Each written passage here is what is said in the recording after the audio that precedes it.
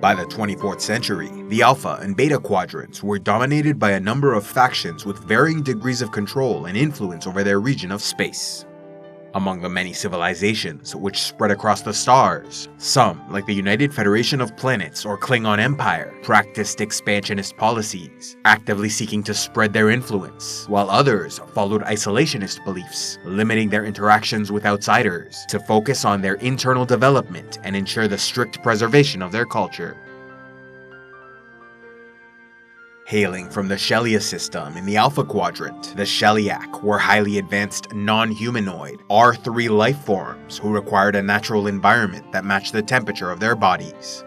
Possessing a form of communication that allowed for great precision, they did not respond to telepathy and felt Federation languages were primitive and irrational, deeming humanoids inferior beings, similar to an infestation that must be eradicated or kept away from their space.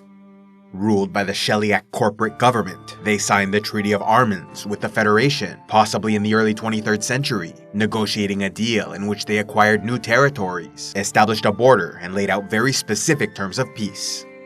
Despite the difficulties in communication, the Sheliak learned several humanoid languages, allowing for diplomatic talks, but also demanded a high level of complexity and precision in the final document that required 500,000 words and 372 Federation legal experts to complete.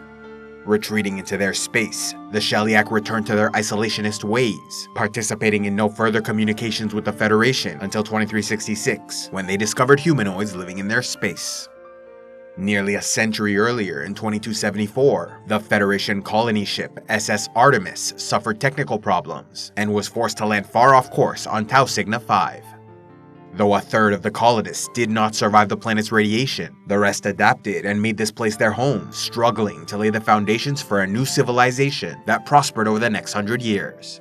Unfortunately for the colonists, this world, thought to be uninhabited, was given over to the Sheliak in the Treaty of Armans, and so in 2366, when they prepared to move their own colonists, or membership, to the planet, they discovered the humanoids and contacted the Federation. Strict adherence to contractual obligations, the Sheliak warned the Federation of what occurred, as stipulated in the treaty, granting 4 days to move their people, which then led Starfleet to send Captain Picard and the USS Enterprise D to oversee the project.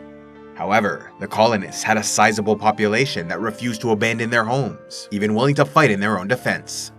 Realizing they needed more time, Picard found a technical loophole in the treaty that forced the Sheliak into accepting a 3-week delay.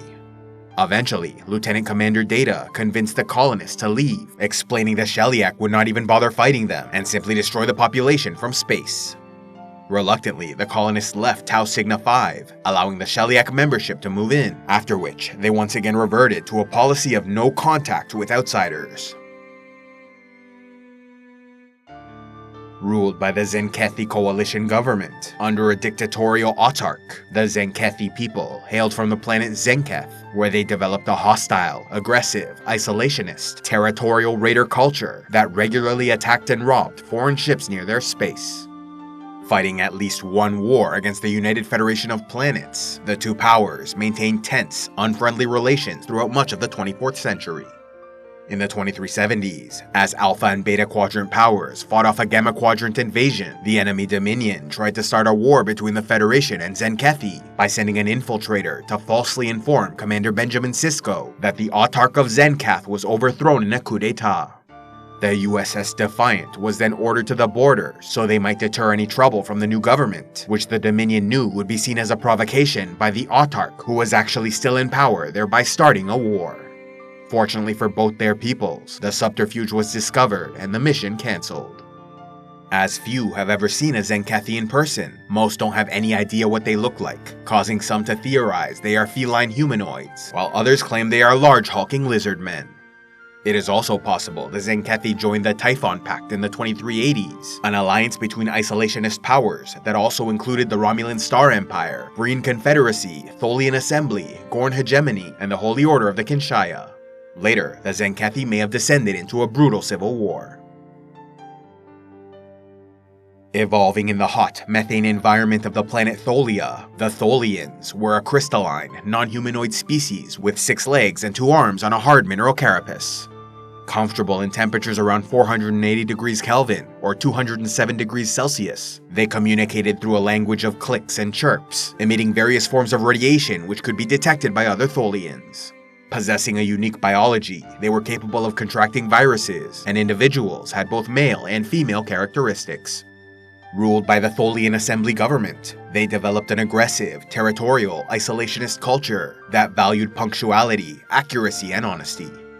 Determined to protect their borders, they not only eliminated those who violated their territory, but were also known to annex systems they felt were too close to their space. By the mid-22nd century, they had limited contact with the Vulcans, and in 2152 engaged Vulcan, Federation, and Suliban ships in order to capture a 31st century vessel stuck in their time. The Tholians proved victorious against all others, and successfully captured the ship, only for it to disappear as they hauled it away, possibly returning to its original time. This entire event was part of a temporal Cold War being fought by multiple powers in the future. One of those factions was using a group called the Suliban Cabal to act as their agents in the 2150s. Therefore, it is possible the Tholians entered into the conflict as agents of another faction in the war. A few years later, in 2155, the Tholian species of the alternate mirror universe opened a gateway to the Prime Universe by detonating a tri-cobalt warhead inside the gravity well of a dead star. As it was too dangerous for their own ships to pass through, the Mirror Tholians sought to lure vessels from the other side by playing a distress call, which, over 100 years later in 2268, was heard and answered by the Federation starship USS Defiant. As a result of the trap, their ship was stuck between universes and timelines, allowing for an attempted rescue by the USS Enterprise under Captain James T. Kirk. However, the mission ultimately failed as the captain went aboard and barely escaped with his life. Back in the Mirror Universe, the Tholians successfully captured the USS Defiant for study, only for it to be stolen by Jonathan Archer of the ISS Enterprise, who planned to use its advanced technology to become Emperor of the Terran Empire. The vessel was so powerful, he destroyed 3 Tholian ships and the dry dock before escaping.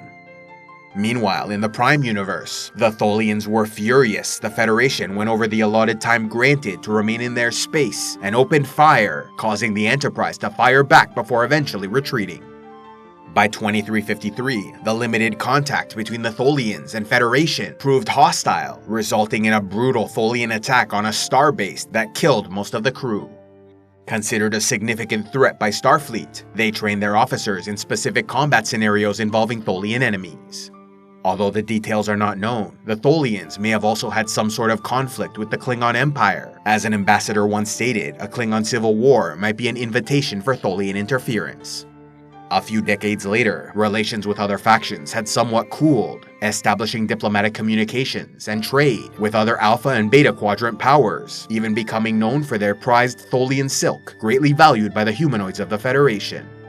In 2372, as war with the Dominion loomed on the horizon, a Tholian observer was killed by a changeling infiltrator during the bombing of the Antwerp Conference on Earth. But this crime was not enough to lure them from their isolationist nature, staying out of the looming war by signing a non-aggression treaty with the Dominion the following year.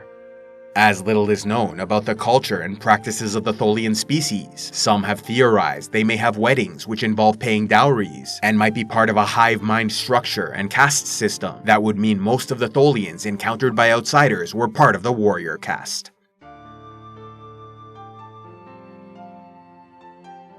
A special thanks to all those who contribute to CivilizationEx, like Tamika the Black Wolf, Faith the Wandering Huntress, Tom Moonstruck Waters, and Sir Joe Wartfoot of the North. If you'd like to help the channel, be sure to give a like, leave a comment, subscribe, and click on the links below, or else go to patreon.com/CivilizationEx, where you can gain early access to videos, vote on future content, and watch the Patreon-only series, Heroes of Lore and Legend.